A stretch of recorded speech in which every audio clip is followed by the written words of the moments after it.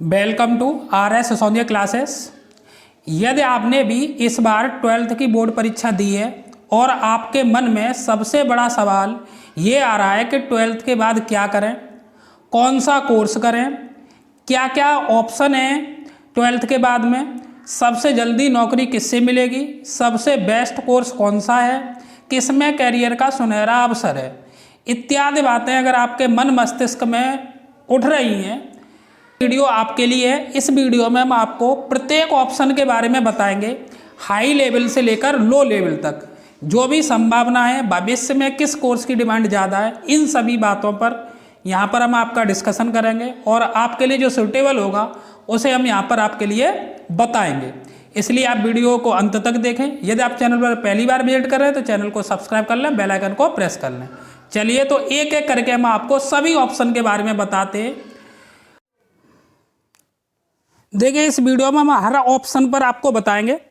पहला ऑप्शन देखिए, सबसे पहले बात करते हैं हम टेक्निकल लाइन की। यदि स्टूडेंट का मन टेक्निकल लाइन में जाने का है, पहली बात हम आपको बता दें, सबसे पहले तो आपकी चॉइस क्या है, आपका लक्ष्य क्या है, आपका टारगेट क्या है, उसके अकॉर्डिंग आपको भविष्य में 12th के बाद में जो भी कोर्स है उसका चयन करना चाहिए। दूसरी बात हम आपको इस वीडियो में बताते हैं किस किस कोर्स से आपको भविष्य में किस प्रकार के अवसर उपलब्ध होंगे, और साथ में आपको कोर्स का चयन करने से पहले क्या क्या बातों को ध्यान रखना चाहिए, उन सभी का हम यहाँ पर जिक्र करते हैं। पहले आपको हम सभी लाइनों के बारे में यहाँ पर बताते हैं। पहले बात कर लेते हैं हम टेक्निकल लाइन की। देखिए टेक्निकल लाइन में अगर आप जाना चाहते हैं तो आप बीटेक कर सकते हैं, आप पॉलिटेक्निक भी कर सकते हैं, आप ITI भी कर सकते हैं। अब तीनों का जो फील्ड है टेक्निकल लाइन। आपका जो बीटेक है वो इंजीनियर कहलाते हैं आपके, वो ये बीटेक है वो डिग्री कोर्स होता है, और जो आपका पॉलिटेक्निक है ये आपका डिप्लोमा कोर्स के अंतर्गत आता है, और ITI भी एक डिप्लोमा कोर्स के अंतर्गत ये आता है। आपने सुना होगा कि IIT की तैयारी स्टूडेंट करते हैं, तो जब IIT की तैयारी करते हैं तो उसके थ्रू भी वो भी बीटेक किया जाता है। एक बीटेक आप एंट्रेंस टेस्ट देके, बीटेक आप राज्य स्तर पर जो टेस्ट होता है, टेस्ट का आयोजन किया जाता है, उसके थ्रू भी आप जो विभिन्न कॉलेज जो होते हैं इंजीनियरिंग कॉलेज, वहाँ से बीटेक कर सकते हैं। लेकिन जो IIT के थ्रू बीटेक किया जाता है वो आपकी जो प्रसिद्ध संस्थान है वहाँ से किया जाता है। तो आप बीटेक एक आपके पास ऑप्शन है जो कि आपका टेक्निकल लाइन में, जो ये स्नातक की डिग्री बोली जाती है, ये भी स्नातक में आती है, ग्रेजुएशन की एक डिग्री कही जाती है। पॉलिटेक्निक आपका डिप्लोमा होता है, ये 3 वर्ष का होता है। आपका 10th के बाद करोगे तो 3 वर्ष का होगा, और 12th के बाद करोगे तो आपका ये 2 वर्ष का होगा। ITI ये भी आपका डिप्लोमा है। देखिए जो रेलवे होती है, रेलवे में ITI जो डिप्लोमा होल्डर होते हैं इनकी बहुत ज़्यादा डिमांड होती है। जैसे कि आपके भी वर्तमान में प्रेजेंट में बात कर लें तो ALP असिस्टेंट लोको पायलट, जो कि आपका रेल के ड्राइवर होते हैं, उसमें ITI मांगी जाती है। टेक्नीशियन की यानी तकनीकी जो होते हैं ग्रेड, जो सिग्नल इत्यादि जो रेलवे में काम करते हैं, उसमें भी ITI मांगी जाती है, जो कि वर्तमान में आपकी अभी भर्ती प्रक्रिया चालू है। अच्छा बात करते हैं हम यहाँ पर स्नातक में। अगर आप स्नातक साधारण रूप से करते हैं 12th के बाद में, जैसे BA कर लें, BSc कर लें, BA आपका बैचलर ऑफ आर्ट और BSc बैचलर ऑफ साइंस। तो देखिए स्नातक करने के बाद आपने सुना होगा जैसे कि PCS की तैयारी करता है व्यक्ति, या IAS की तैयारी करता है, या फिर स्नातक स्तर पर बहुत सी जॉब निकलती है, जैसे SI की है आपकी, सब इंस्पेक्टर की जॉब है, और भी बहुत सी जॉब है जिसमें केवल आपका एक स्नातक मांगा जाता है।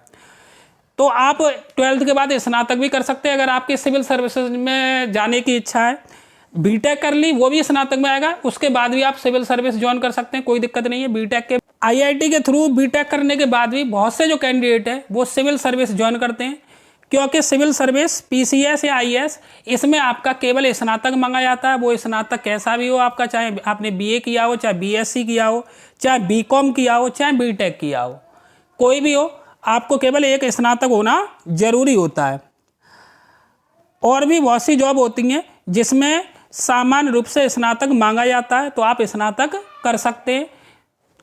आगे बात कर लें मेडिकल लाइन में। अगर स्टूडेंट है मेडिकल लाइन में जाना चाहता है तो मेडिकल लाइन में आपका नीट होता है। नीट के जरिए आप MBBS, BDS, इसके लिए आपके जो नीट के जरिए से आप MBBS कर सकते हैं। यदि आपको MBBS करना है तो आपको नीट क्वालिफाई करना होता है, तो आप नीट कर सकते हैं 12th के बाद में। और जो खास करके गर्ल्स हैं, गर्ल्स के लिए एक, अगर आप नीट नहीं कर पा रहे हैं या नीट की तैयारी नहीं कर पा रहे हैं, आपका जो बैकग्राउंड है, फैमिली बैकग्राउंड है, वो इतना स्ट्रांग नहीं है। एक बात और है, आप कोर्स का चयन इस प्रकार से करें कि आपका फैमिली बैकग्राउंड किस प्रकार से है। हम अभी इस पे भी आएंगे, आपको लास्ट में वो भी बताएंगे। दूसरी बात, जो गर्ल्स हैं वो बीएससी नर्सिंग का कोर्स होता है, बीएससी नर्सिंग का कोर्स कर सकते हैं। बीएससी नर्सिंग का कोर्स मेडिकल में एएनएम इत्यादि में काफ़ी अधिक मांगा जाता है। बी फार्मा है, डी फार्मा है, बी फार्मा, डी फार्मा इत्यादि भी कर सकते हैं आप फार्मासिस्ट के तौर पर। इसमें देखिए प्राइवेट जॉब भी आपके चांस अधिक रहते हैं और गवर्नमेंट जॉब में भी आपके चांस अधिक रहते हैं मेडिकल लाइन में, अगर आप इन कोर्सों का चयन करते हैं। ऐसे ही आपका टेक्निकल लाइन में आपका बीटेक, पॉलिटेक्निक, आईटीआई करते हैं तो गवर्नमेंट में तो आपके पास चांस है ही है, साथ में आप प्राइवेट जॉब भी कंपनी इत्यादि में बढ़िया सैलरी पर आपका अपॉइंटमेंट हो जाता है। अगले हम आते हैं टीचिंग लाइन पर। अगर स्टूडेंट की इच्छा टीचिंग लाइन की है, अगर स्टूडेंट टीचिंग लाइन की तरफ जाना चाहता है तो देखिए जो नई शिक्षा नीति आई है उसमें 12th के बाद में आपका टीचिंग लाइन के लिए अगर आपको चयन करना है तो 12th के बाद में BA BEd and BSc BEd 4 वर्षीय कोर्स लॉन्च किया गया है, जो कि अभी देखिए सभी यूनिवर्सिटी में चालू नहीं हुआ है। अगले सत्र से ज़्यादातर सभी यूनिवर्सिटी इस कोर्स को प्रारंभ कर देंगे। जो एनसीटी है उसने कॉलेजों से जिनके पास बीएड की मान्यता है, 2 वर्षीय अभी बीएड चल रहा है आपका, तो उनसे मतलब फॉर्म फिलअप करवाए हैं, उनसे आवेदन मांगे गए हैं कि जो 4 वर्षीय कोर्स इस वाले को चलाना चाह रहे हैं। जो बीए बीएड है और बीएससी बीएड है ये आपका 4 वर्ष का होगा, ये 12th के बाद ही स्टूडेंट को करना होगा। यदि स्टूडेंट आर्ट साइड में यानी कला वर्ग में जाना चाहता है तो बीए बीएड करेगा, और अगर वो साइंस स्ट्रीम से करना चाहता है तो बीएससी बीएड उसे 4 वर्षीय कोर्स करना होगा टीचिंग के लिए। ये आपका नेक्स्ट सत्र से प्रारंभ होने की प्रबल संभावना है। अभी वर्तमान में कुछ ही यूनिवर्सिटी इस कोर्स को करा रही हैं। अभी जो प्रेजेंट में चल रहा है वो ट्रेंड चल रहा है आपका, जैसे अभी जो चल रहा है वो पहले आप स्नातक करिए, ग्रेजुएशन करिए। अगर आपको टीचर 1 to 5 या 6 to 8 तक का बनना है तो आप डीएलएड कर लीजिए स्नातक के बाद में, ग्रेजुएशन के बाद में डीएलएड कर लें, diploma in elementary education, basic का टीचर बनने के लिए साथ में टेट या सीटेट क्वालिफाइड होना जरूरी होता है।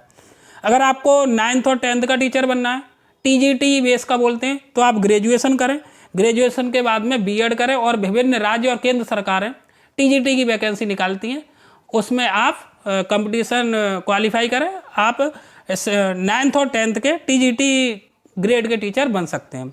अगर बात हम कर लें पीजीटी की, पोस्ट ग्रेजुएट टीचर, जो कि आपके 11th और 12th को पढ़ाते हैं, जिन्हें प्रवक्ता बोला जाता है, तो आप स्नातक के साथ में आपको परास्नातक यानी पोस्ट ग्रेजुएशन भी करना होगा जिस सब्जेक्ट से आप करना चाह रहे हैं। उसके बाद में आप पीजीटी क्वालिफाइड कर सकते हैं। अगर आप डिग्री कॉलेज में प्रोफेसर बनना चाहते हैं तो ग्रेजुएशन के बाद आपको पोस्ट ग्रेजुएशन करना होगा, साथ में आपको नेट होता है उसको क्वालिफाई करना होगा। और अगर आप प्रोफेसर बनना चाहते हैं तो आपको पीएचडी भी अगर आप कर सकते हैं तो आप प्रोफेसर बन सकते हैं डिग्री कॉलेज में। ये ऑप्शन रहे आपके टीचिंग लाइन के। जो अभी 12th के बाद बीए बीएड या बीएससी बीएड जो चालू होगा 4 वर्षीय कोर्स, इसका भविष्य में क्रेज काफ़ी अधिक बढ़ने की उम्मीद है। चलिए अभी बात करते हैं हम, आपका एक और ऑप्शन बचा है जो कि अभी प्रेजेंट में भी चल रहा है वर्तमान में, कंपटीशन एग्जाम। स्टूडेंट अपने बैकग्राउंड, फैमिली बैकग्राउंड के हिसाब से देख ले। अगर स्टूडेंट को मतलब पढ़ाई आगे ज़्यादा नहीं करनी है और वो जल्दी जॉब लेना चाहता है तो वो स्टडी के साथ में आपके कंपटीशन एग्जाम की तैयारी कर सकता है, और ओनली कंपटीशन एग्जाम की भी तैयारी कर सकता है 12th स्टैंडर्ड एग्जाम जो आपकी जॉब होती है उन्हें पाने के लिए। जैसे कांस्टेबल है, यूपी पुलिस कांस्टेबल है, बहुत सी जॉबें होती हैं, क्लर्क लेवल की जॉब होती हैं, इनमें आपका केवल 12th क्वालिफाई मांगा जाता है। तो आप कंपटीशन एग्जाम की तैयारी करके और उन परीक्षाओं को क्वालिफाइड करके आप जल्दी भी जॉब पा सकते हैं। साथ में आप कंपटीशन एग्जाम की तैयारी भी करते रहे, साथ में स्टडी भी करते रहे, एक ये भी ऑप्शन आपके पास है। आप कंपटीशन एग्जाम की तैयारी करें, साथ में अपने जो भी आप डिग्री या डिप्लोमा लेना चाह रहे हैं उसकी भी स्टडी कर सकते हैं। ये भी आपके पास ऑप्शन 5वां ऑप्शन बनता है। अब बात हमने आपको देखिए इतने ऑप्शन की बताई, यहाँ पर देखिए अब आपको कौन सा कोर्स ज्वाइन करना चाहिए, कौन सा कोर्स आपको करना चाहिए, वो आपकी पहली बात फर्स्ट चॉइस पर निर्भर करता है। आपकी चॉइस क्या है, आपका मन किधर है जाने का, क्योंकि जो आपकी चॉइस से होगा, जो आपके मन की इच्छा से होगा वो सबसे बेस्ट होता है। वहाँ पर आप रुचि से और इंटरेस्ट से अपनी पढ़ाई करते हैं। तो पहले आप अपनी चॉइस देखें। दूसरी बात, आप अपने फैमिली बैकग्राउंड को भी देखें।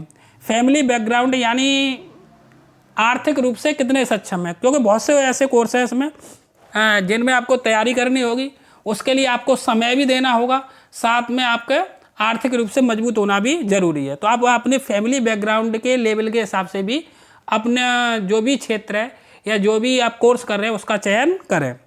तीसरा बात, आप किस कोर्स में कितना टाइम दे सकते हैं, ये भी बहुत महत्वपूर्ण है, क्योंकि यहाँ पर ये सिक्योर नहीं है कि आप इस कोर्स को कर लोगे तो तुरंत आपकी जॉब लग जाएगी। ऐसा किसी भी कोर्स में नहीं बोल सकते हैं, आपको टाइम देना होगा। हाँ, हो भी सकता है कि आपको कोर्स करने के बाद तुरंत जॉब मिल भी जाए, या ऐसा भी हो सकता है आपको थोड़ा वेट करना पड़े। तो आप टाइम किस कोर्स में कितना दे सकते हैं। अभी भी यदि आपका कोई क्वेश्चन बचा हुआ रह गया हो जो इससे रिलेटेड हो, आप 12th के बाद कुछ भी करना चाहें तो आप हमें कमेंट बॉक्स में बता सकते हैं। अगर कोई भी क्वेश्चन आपको क्वेरी पूछनी हो तो हम आपकी हेल्प करेंगे जितना संभव हो सकेगा। तो आप कमेंट बॉक्स में कमेंट करके अपना क्वेश्चन पूछ सकते हैं। यदि आपको वीडियो अच्छा लगा हो तो वीडियो को लाइक करें, वीडियो को शेयर करें। यदि आप चैनल पर पहली बार विजिट कर रहे हैं तो चैनल को सब्सक्राइब कर लें, बेल आइकन को प्रेस कर लें। धन्यवाद।